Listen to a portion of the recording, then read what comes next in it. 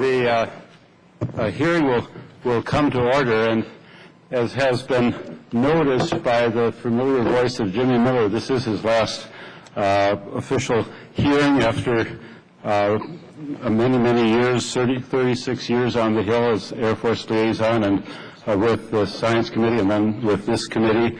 And he's got a unique arrangement. He gets salaries paid by both parties, so he can call them the way he sees them and work for all of us.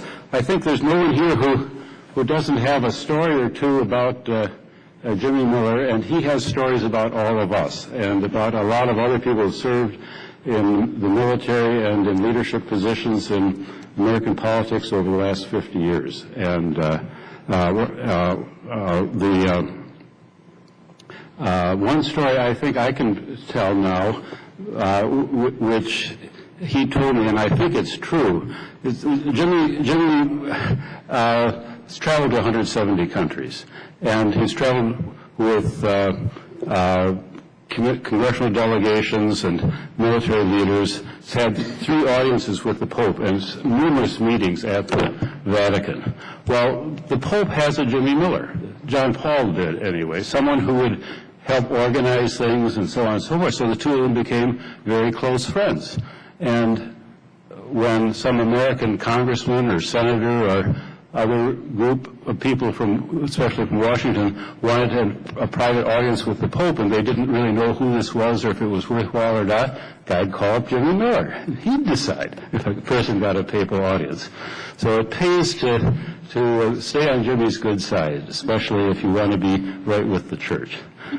Anyway, Jimmy, thank you very much for all you've done for me and for the other members of our committee and for the working relationships that you've had with the staff and with the people who make the Hill what it is. And best of wishes for a very happy grandfatherly retirement for many, many years. Mr. Chairman, if you would yield. Yes. Mr. Chairman, thank you. I can tell you that is absolutely a true story about the Pope's right-hand person. Jimmy had a personal contact and a relationship, and I know firsthand because I called on Jimmy personally one time to do something for me with the Vatican, and he was able to do it in an orderly way and made me and my wife extremely happy.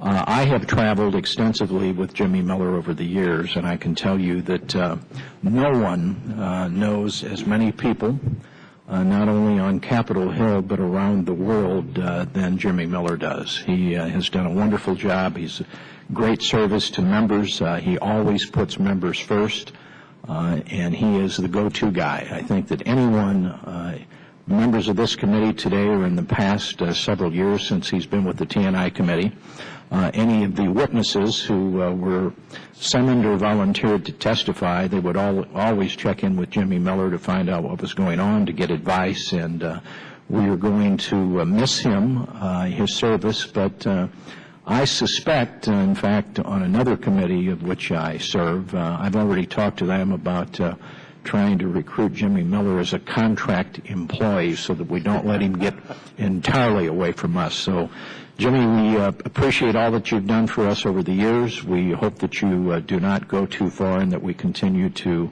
see you and continue to be able to call on you. You've been a great friend, and I look forward to continuing our friendship for many years after you leave the payroll permanently, but we might get you back here part-time. Thank you.